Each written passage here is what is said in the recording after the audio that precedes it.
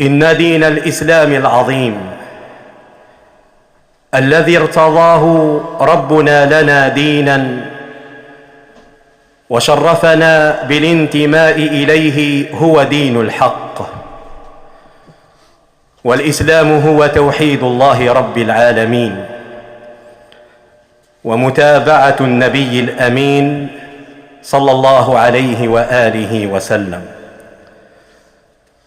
فالحمد لله على نعمة الإسلام، والحمد لله على نعمة السنة، والحمد لله على نعمة العقل.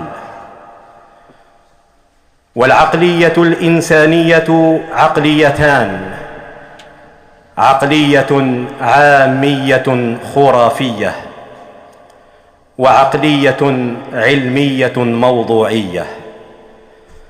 فأما العقلية العامية الخرافية تصدق كل ما يقال، ولا تسأل على أمر برهانا ولا على دعوى دليلا، وهي عقلية متحجرة تتبع الآباء والأجداد بغير نور ولا هدى ولا كتاب منير.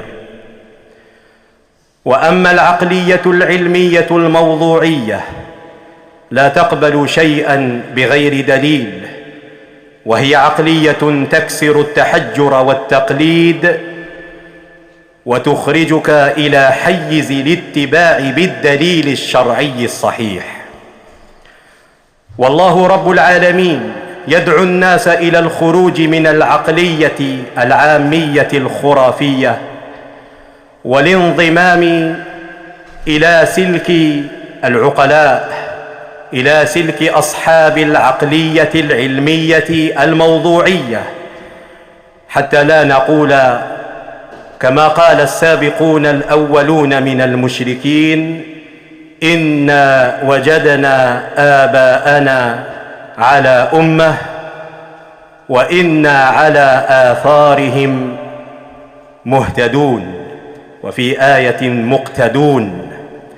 والله رب العالمين يخبر نبيه صلى الله عليه وسلم، يخبره بأمر قسمه قسمين لا ثالث لهما، فقال سبحانه: فإن لم يستجيبوا لك فاعلم أنما يتبعون أهواءهم.